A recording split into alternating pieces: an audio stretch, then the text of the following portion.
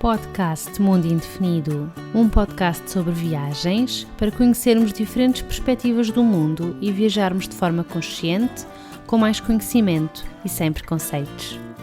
Olá, quero-te dar as boas-vindas a mais um episódio do podcast Mundo Indefinido. Se não me conheces, o meu nome é Catarina e neste podcast falamos sobre viagens. Nas últimas 2 semanas, acho que foram 2 semanas, não tivemos episódio porque eu estive com o nariz um bocadinho entupido e acho que não estava propriamente em condições para estar aqui a falar, mas já estou melhor, já estou boa, acho eu.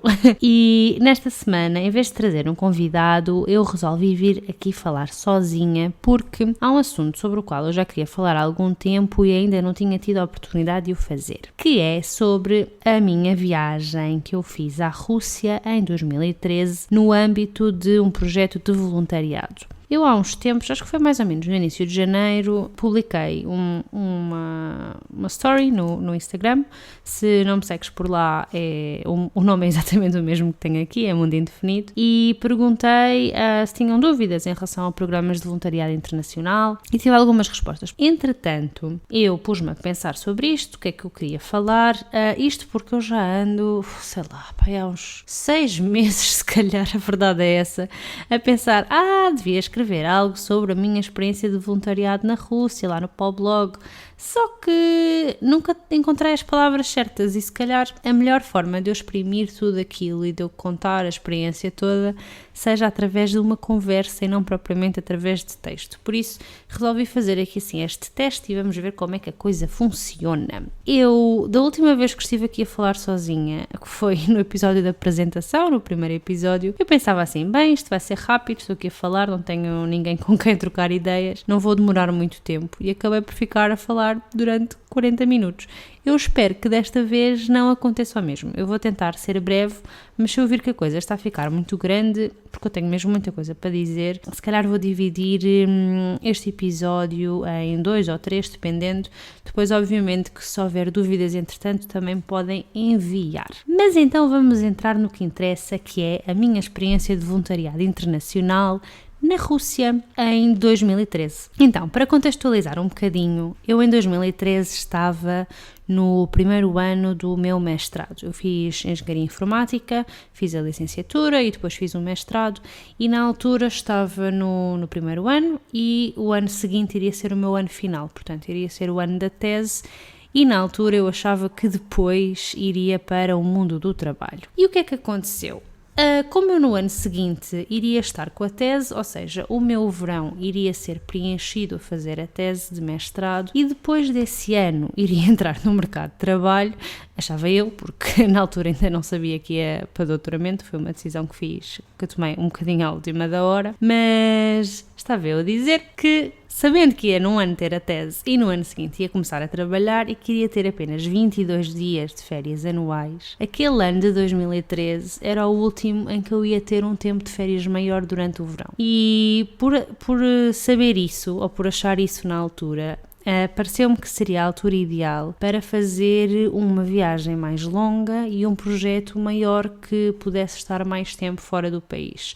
Atenção, que eu até essa altura nunca tinha estado mais de 2 semanas fora de Portugal e tinha sido sempre na companhia ou da minha mãe ou da minha tia e nunca tinha estado sozinha tanto tempo, portanto para além de 2 semanas como tinha sido até então. E parecia-me interessante a possibilidade de ir fazer o voluntariado internacional. Só que eu, naquele verão, na verdade, eu não andei propriamente à procura de oportunidades de voluntariado. Na verdade, esta oportunidade apareceu-me assim num dia sem eu estar propriamente à espera dela. Então, o que é que aconteceu? Eu recebi um e-mail no meu e-mail da faculdade que era de uma associação chamada AESEC, que é uma associação de estudantes universitários de todo o mundo, mas que conta também com o apoio das universidades e que falava sobre oportunidades de liderança e 2 tipos de estágio no estrangeiro.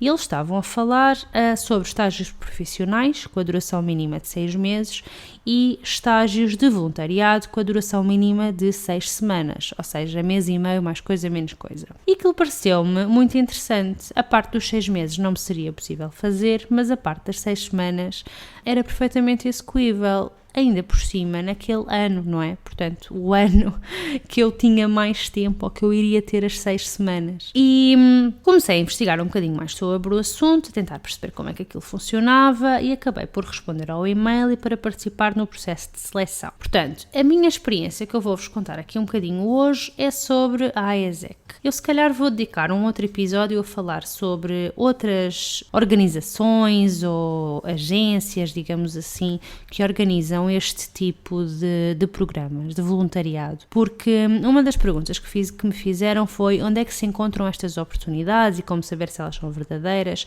porque infelizmente às vezes já assim algumas coisas que aparecem e que não são verdadeiras, lá está.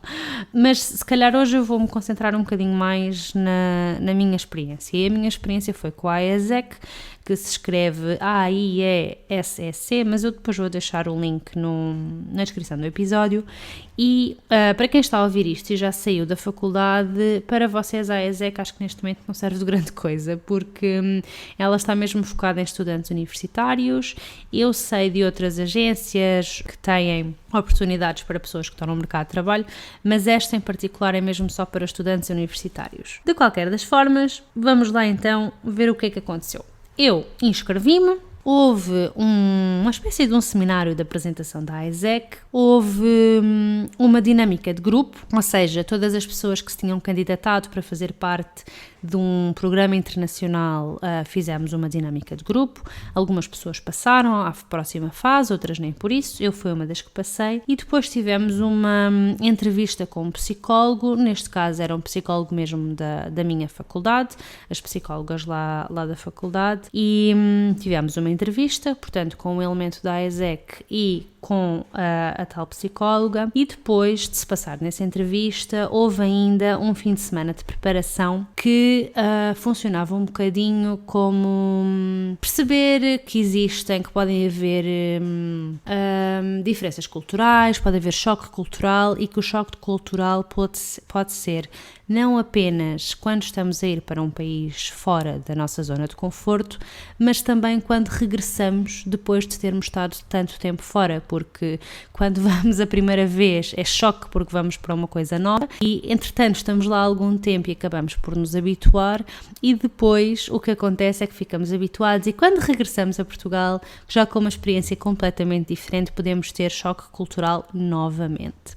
E este fim de semana de preparação foi um bocadinho para lidarmos com essas temáticas, houve também mais umas dinâmicas de grupo, enfim, foi assim, foi engraçado. Eu não adorei este fim de semana de preparação, porque eu não considerei importante, mas para algumas pessoas considero que tenha sido importante. Eu, por exemplo, acho que nunca senti propriamente um choque cultural naquela perspectiva de choque, uma perspectiva mais negativa do termo. Mas pronto, enfim, era obrigatório e depois disso nós tínhamos acesso a uma base de dados tínhamos de pagar, neste caso, eu acho que eu já não lembro se foi 50, se foram 70 euros.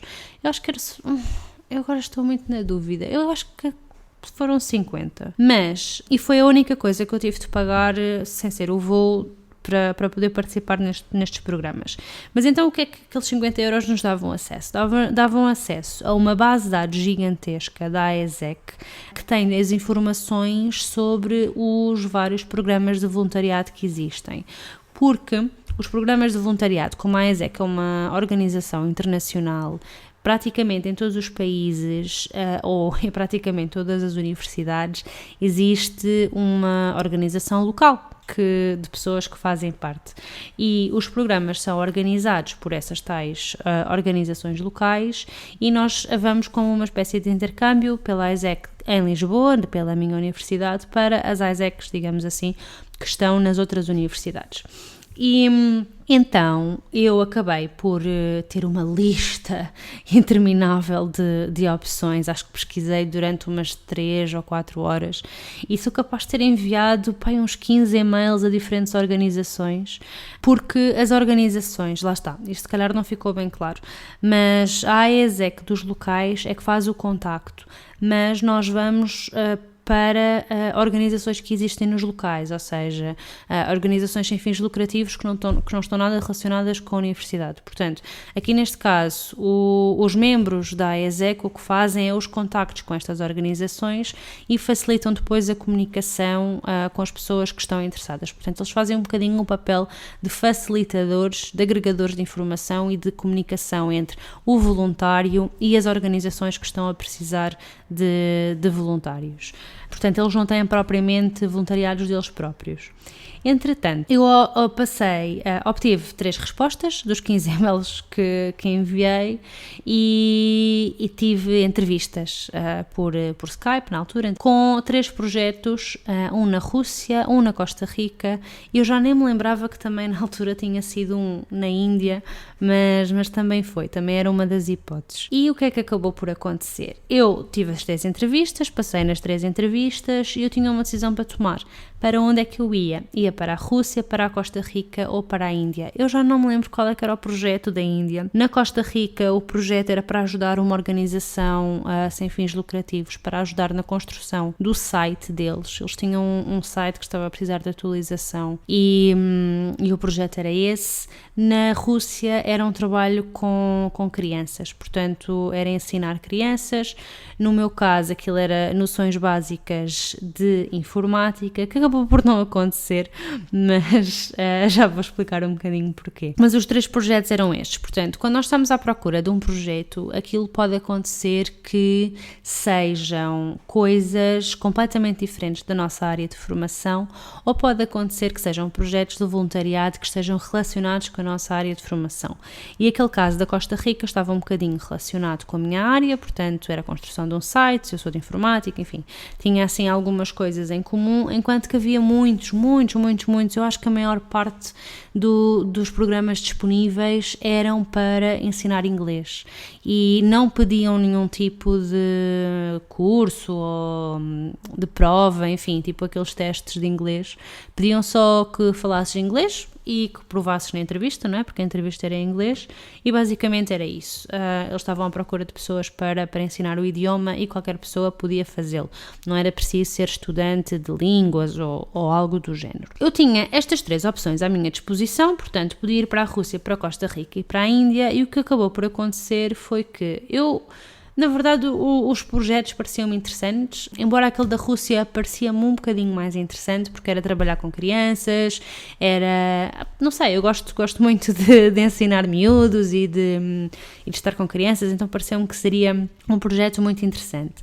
E depois comecei a pesquisar voos e a verdade é que naquela altura os voos para a Rússia eram 3 vezes mais baratos do que os outros 2 voos. E já que eu tinha de pagar os voos, achei que era melhor ir pelo mais barato. Pronto, no fundo foi assim, confesso. Na altura foi assim um bocadinho pelo preço. Isto para dizer que é importante termos atenção porque em relação aos custos, porque alguns programas que eu encontrei lá, e eu sei de algumas associações em que isto também acontece, é um programa de voluntariado, mas em que os voluntários têm de pagar. Ou seja, têm de pagar para fazer parte do programa, têm de pagar a alimentação e o alojamento à parte. E depois estão lá, fazem o seu trabalho e, obviamente, como é trabalho voluntário, não são remunerados por isso. Há aqui alguma discussão em relação a isso, há pessoas que são completamente contra, outras que percebem. Eu, por um lado, percebo porque é que isso acontece, porque se são organizações sem fins lucrativos, têm de arranjar fundos de alguma forma e o dinheiro que esses voluntários pagam para participar nos programas, por exemplo, nesses casos em que temos de pagar para participar no programa, ajuda a manter o programa, não é? Às vezes há alguns programas onde os custos para o manter são muito elevados e por isso é que para participar enquanto voluntário exigem de facto esse tal valor. Outros, ok, não te pagam, também não tens de pagar, mas tens de arranjar alojamento e tens de arranjar a tua própria comida. Neste caso em particular, aquele que eu fui para a Rússia, era num programa que estava organizado Portanto, este ensino às crianças era feito num campo de férias. E daqueles campos de férias em que nós vamos para lá e ficamos lá o tempo todo e etc, etc. O que significa que o alojamento era o alojamento do campo de férias e as refeições eram as refeições do que íamos ter, que as crianças também iam ter. Portanto, estava tudo incluído no tempo em que eu iria estar lá. Portanto, eu iria estar 6 semanas num campo de férias a ensinar crianças a mexer as coisas básicas do computador, criar pastas, mexer em documentos, enfim, esse tipo de coisas. E lá fui eu. Comprei os meus bilhetes de avião, muito baratinhos, na altura, isto em 2013, e lá fui eu para a região, que eu ainda não disse qual é que era, mas que vou dizer agora, que era Volgogrado, que é uma cidade que muitas vezes não é conhecida. Se eu disser assim, ou seja, se eu disser que se chama Volgogrado, mas que talvez seja mais conhecida por Stalingrado, que era o seu nome anterior. Stalingrado, que basicamente é muito conhecida pela batalha, a Batalha de Stalingrado durante a Segunda Guerra Mundial. E eu conhecia muito pouco sobre a cidade. Aliás, eu conhecia muito pouco sobre a Rússia. Vamos lá ver, eu em 2013, eu tinha 23 anos, eu conhecia muito pouco sobre tudo, praticamente. Agora que estou a pensar nisso, não era assim muito... Enfim, agora que estou a pensar nisso. Mas, então, o meu conhecimento da Rússia era muito limitado, tinha-se limitado um bocadinho às aulas de História, toda a parte da Segunda Guerra Mundial, mas muito pouco para além disso. Então, eu, assim que tomei a decisão de ir para Volgogrado, comecei a pesquisar um bocadinho mais sobre a cidade e de facto, na altura, eu acho que continua a não ser... Não é uma cidade nada turística, nada.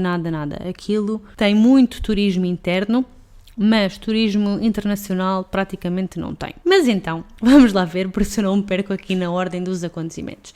Lá passei, na entrevista, comprei os bilhetes de avião, tinha tudo combinado, disse lá à rapariga da Isaac que me ia buscar ao aeroporto em Volgogrado, qual é que era o dia que eu ia chegar, qual é que era o meu horário, e eu na altura já sabia que iria então para o tal campo de férias e que ia estar a trabalhar nesse campo com mais 3 pessoas que também vinham de outros países. Na altura ainda não sabia quem era, nem de onde vinham, mas sabia que iria estar nesse grupo. Portanto, éramos 4, íamos lá para esse campo de férias, cada um de nós ensinar coisas diferentes.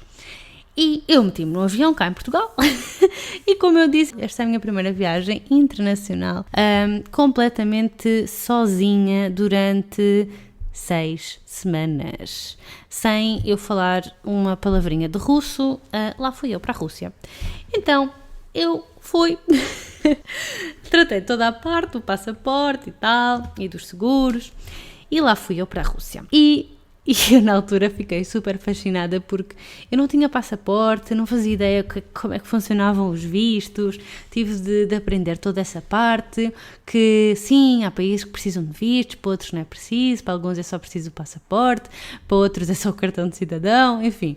Foi toda uma descoberta na altura que para mim foi extraordinária, ainda por cima escolhi logo a Rússia, que tem um dos processos de visto mais burocráticos de sempre, é preciso uma série de coisas. Mas lá fui eu, consegui tratar de tudo, tinha o meu passaportezinho, tinha tudo, e fui daqui de Lisboa em direção a Munique, e de Munique fui para Moscovo, e em Moscovo fui para Volgogrado. Mas, enfim, isto era para falar da minha experiência de voluntariado, mas aproveito para falar de todo o contexto da viagem, não é? Porque, no fundo, isto que eu queria falar era o voluntariado enquanto forma de viajar também. Mas, então o que é que...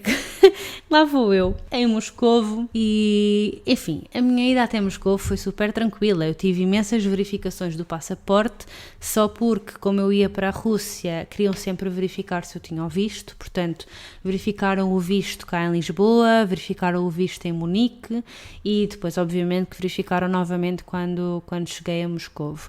E como eu vinha de um voo internacional e depois ia passar para um voo doméstico, eu em Moscovo tive de sair, portanto, eu tive de passar pelas saídas e voltar a fazer check-in. E foi aqui que começou a minha primeira aventura. Portanto, temos uma Catarina sozinha na Rússia, em Moscovo, a viajar internacionalmente sozinha pela primeira vez, a não falar uma palavra de russo e às tantas vai ver ao painel, fui ao painel ver quais é que eram os balcões para fazer o check-in para o meu voo seguinte, portanto o voo que me iria levar ao meu destino final, de Moscovo para Volgogrado. Lá vou eu aos painéis e aquilo diz-me que os balcões da S7, que era a companhia aérea que me iria levar nesse trajeto, era lá um determinado balcão. E estava uma fila, ponho-me na fila, não é? Tudo bem. E às tantas, a senhora, a hospedeira, a assistente, como é que agora se chama? Agora já não é hospedeira. Mas pronto, a senhora que estava lá no balcão, às tantas, diz algo em russo e toda a gente que estava na fila começa a ir para sítios diferentes. E para mim, essa parte é que foi super estranha, porque se ela podia ter dito uma coisa qualquer e toda a gente, por exemplo, vamos mudar de balcão, vamos para o balcão X, e toda a gente ia para aquele balcão X. Só que não foi isso que aconteceu. Basicamente, ela disse qualquer coisa, toda a gente se dispersou, foi cada pessoa para o seu lado, e eu fiquei assim um bocado, o que é que acabou de acontecer? Portanto, eu não sabia, vou atrás deste, vou atrás daquele, o que é que eu faço? E às tantas cheguei ao pé da senhora e perguntei-lhe, desculpe, será que podia falar inglês? Pode repetir em inglês? Portanto, disse-lhe isto em inglês, como é óbvio, né? E ela só me diz assim, no, e vira-se as costas e foi-se embora. Eu, ok, pronto, obrigada, por nada. Portanto, ela não me quis dar informação nenhuma em inglês e lá estava eu assim um bocado perdida a pensar, bem, mas eu preciso fazer o check-in, eu vou ter o meu voo, o que é que eu faço? Voltei a ir para os painéis para ver se por acaso a informação tinha mudado. Fico a olhar para os painéis e não encontrei informação nenhuma, ainda continuava com o balcão anterior. Então, o que é que eu pensei? Bom, há vários balcões da S7 por aqui, vou para algum que tenha alguém lá e quer lá saber, vou mostrar o meu passaporte, vou mostrar a minha reserva e vou só favor, eu quero ir para aqui. E foi isso que eu fiz, basicamente. Vi lá um balcãozinho que estava uma senhora que só estava a atender um senhor e assim que atendeu, eu mostrei a minha reserva, mostrei o meu passaporte, ele olhou, verificou, estava tudo ok e pronto, às tantas, apontou para a minha mala, isto porque na altura eu ainda não tinha adotado um estilo de viagem com poucas coisas e eu para ir para mês e meio tinha despachado uma mala. Eu hoje em dia já não despacho mala, é muito raro. Aliás, acho que essa foi a última vez, em 2013 foi a última vez que eu tive bagagem de porão. Mas entretanto, eu na altura tinha, enfim. E tinha lá a minha mochila, e a senhora olhou para a mochila, porque eu ia pôr no tapete rolante, eu ia colocar a minha mochila no tapete rolante, e a senhora também vira-se para mim e disse assim, não. Eu, ok, o que é que se passa com a minha mala? E ela diz, bag there, you back. Eu, ok. E pronto, ok, tenho de levar a mala ali e eu depois regresso aqui, certo, tudo bem. E lá fui eu com a minha mala, só que o estranho é que aquele sítio onde ela me estava a mandar tinha lá uma coisa, portanto aquilo estava tudo em russo, mas tinha obviamente algumas indicações em inglês e dizia que era para malas fora do formato normal, portanto aquelas malas que têm assim uma forma esquisita, que normalmente têm de pagar uma taxa extra, têm de se pagar uma taxa extra para poderem ir no avião. Eu pensei assim, mas a minha mala é super normal, isto é só uma mochila, porque é que ela me está a mandar para ali? Mas pronto, lá fui eu na mesma, assim um bocado a medo, mostrei a minha mala, estava lá uma senhora, meteu a minha mala num elevadorzinho, colou um autocolante na mala, colou um autocolante no papel que a senhora do balcão me tinha dado, e eu fiquei assim, ok, bem, eu espero que a minha mala chegue ao destino, não é?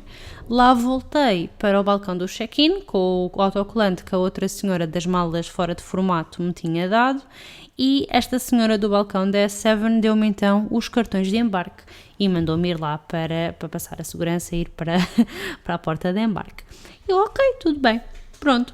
Lá fui eu e o voo para Volgogrado foi super tranquilo, enfim, a aterragem também foi tranquila. Aquele aeroporto era uma coisa minorquinha. O aeroporto de Volgogrado é muito pequenininho mesmo, super, super pequenininho e eu acho que aquilo na verdade só tem voos domésticos, não tem voos internacionais e na altura só tinha até, eu acho que eram 3 balcões. Portanto, o aeroporto basicamente eram 3 balcões de atendimento, entrava-se e passava-se pela segurança e tinha-se uma sala de espera e pronto, era isto. E basicamente depois o avião havia de sair por ali. Portanto, no fundo, só havia um avião de cada vez, não podia haver mais. Eu acho que entretanto fizeram obras no aeroporto, mas em 2013 era uma coisa mesmo muito pequena. E eu saí do avião, passei toda a parte, cheguei lá, estava em Volgogrado oficialmente e comecei à procura da rapariga da AESEC que iria estar lá à minha espera.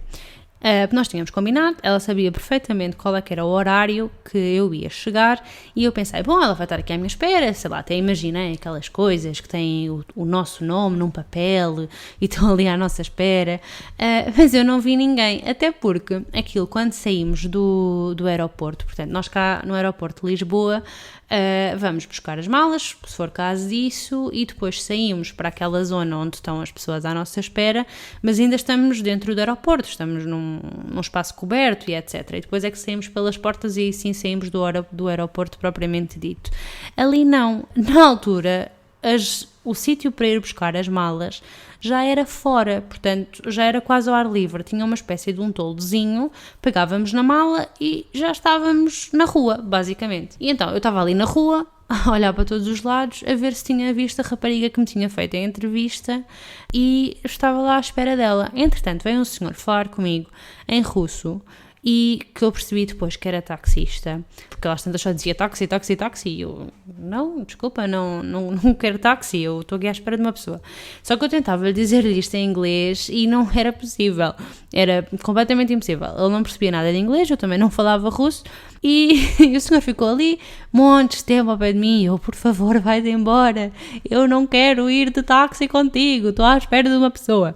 Enfim, lá me sentei, fiquei à espera dela, tentei ligar e não sei porquê, por alguma razão, o meu telemóvel não estava a reconhecer a rede, portanto, eu nem sequer estava a conseguir entrar em roaming. Eu não tinha nenhum cartão russo, tinha só o cartão português e o meu cartão português não estava a querer entrar em roaming na Rússia. Eu bem que podia tentar ligar para ela, mesmo a pagar um balúrdio que não dava.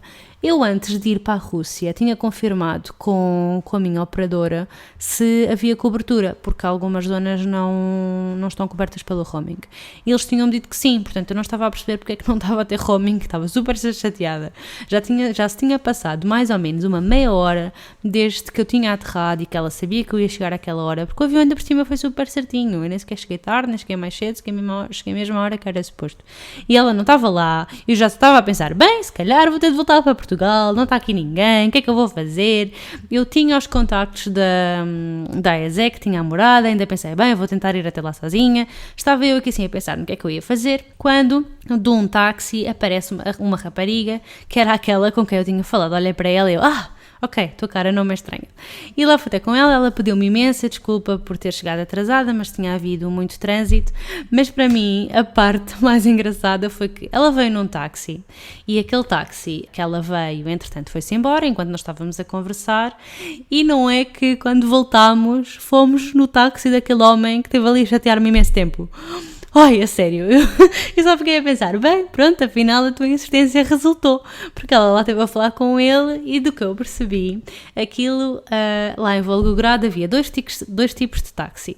Há os táxis que estão identificados, que são os táxis oficiais, que são mais caros, e depois há os táxis não oficiais, portanto, que são pessoas que têm carros e que levam os passageiros de um lado para o outro através de um preço que é previamente acordado. Portanto, uma espécie das novas aplicações que existem agora, mas de forma um bocado estranha, porque tu vais lá, dizes para onde é que tu queres ir, falas os preços e pronto, e no fundo é isto, não tem taxímetro, não tem nada, acordas o preço no início e depois, dependendo das tuas capacidades de negociação, ou pagas menos ou pagas mais. Mas pronto, lá fomos e no caminho do aeroporto para a casa onde eu ia estar durante um bocadinho, lá deu para perceber como é que era a cidade, via de várias zonas, na verdade, porque acho que aquilo vê-se de praticamente toda a cidade, um monumento chamado Mamayev Kurgan, que é assim senhora fazer assim com o braço para cima com uma espada e com um grito de guerra, enfim, aquilo é a mãe pátria, e é assim um monumento gigantesco, é assim uma estátua altíssima que se vê de praticamente todo o ponto da cidade.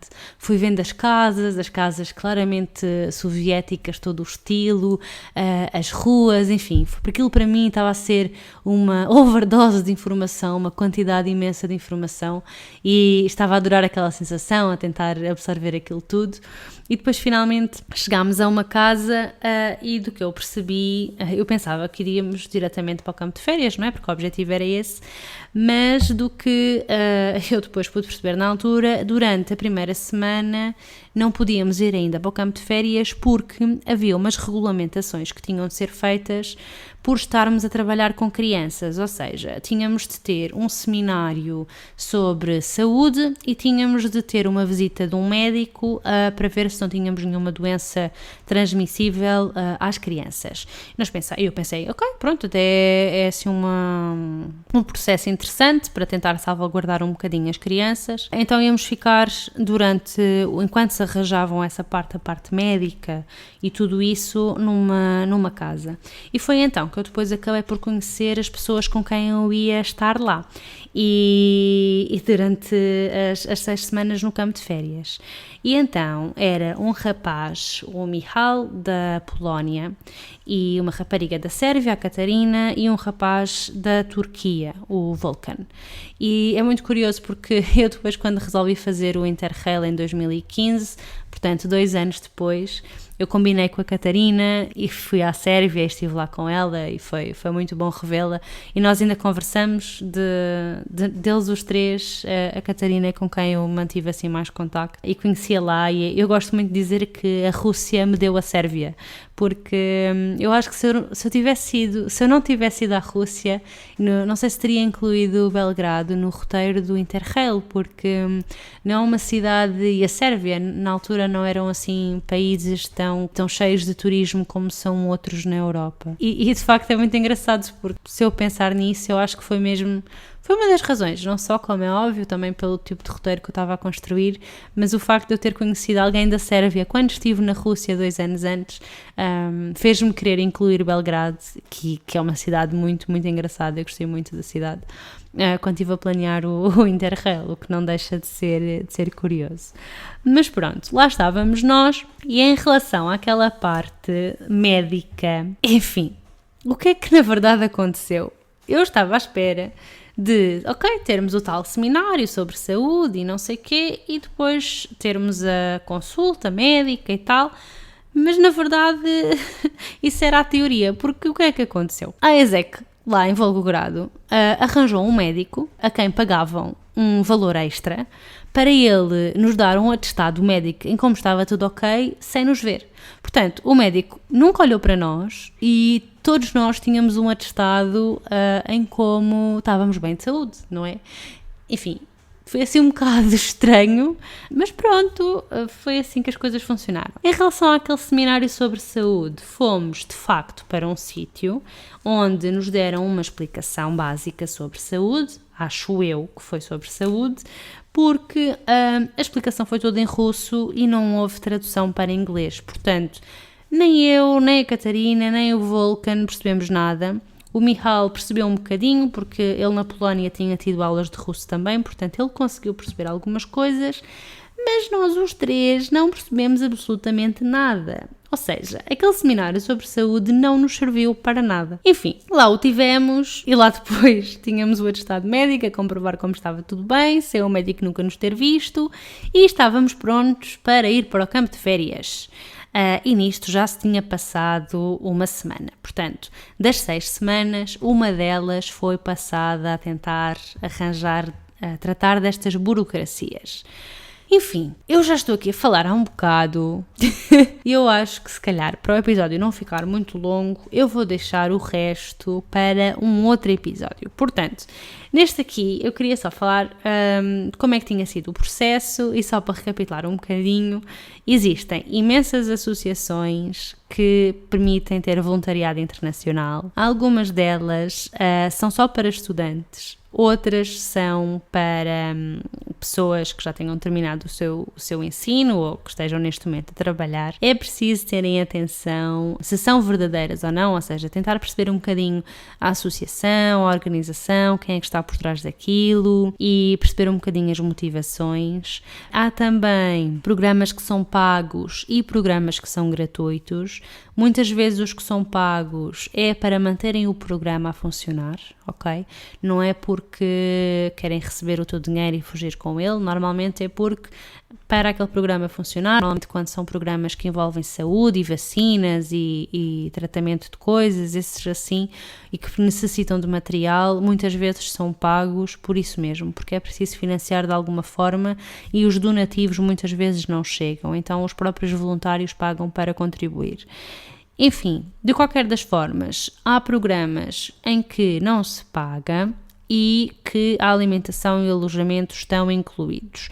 Obviamente que não são alojamentos super fantásticos e incríveis e a comida também não é um requinte enorme, mas existem e pode ser uma boa opção. Portanto, para quem quer fazer voluntariado e não quer pagar, essas hipóteses existem. Está? É só questão de se procurar bem e de ver um bocadinho quais é que são as condições. E depois, para além disso, aqui na experiência com a AIESEC, queria falar sobre este tal processo de seleção. Portanto, houve uma entrevista, houve uma dinâmica de grupo, houve uma entrevista com um psicólogo, houve o tal fim de semana e depois houve o pagamento apenas para se ter acesso à base de dados, mas fora isso não houve mais pagamento nenhum associado.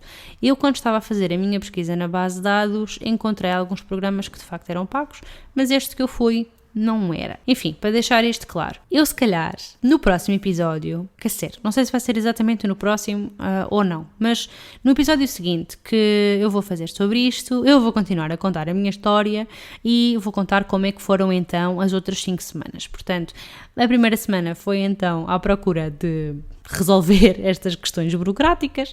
As outras 5 semanas eu vou deixar para depois, para o episódio não ficar muito longo, senão nunca mais vamos embora daqui. Eu gostaria de saber se ficaram algumas dúvidas em relação à parte do processo e do programa e etc. Eu normalmente quando estou a fazer estes episódios, mesmo quando estou a fazer os episódios com as entrevistas, né, com as pessoas, eu não tenho guião, portanto eu vou falando e às vezes isto pode parecer assim um bocado confuso. Peço desculpa por causa disso. Eu tentei que isto tivesse assim alguma lógica, mas se ficou assim alguma dúvida, envia-me uma mensagem, se tiver alguma questão, envia-me uma mensagem para o Instagram em Mundo Indefinido ou então manda-me um e-mail para contacto@mundoindefinido.com. Espero que tenhas gostado de ficar a saber este bocadinho inicial da minha aventura de voluntariado pela Rússia.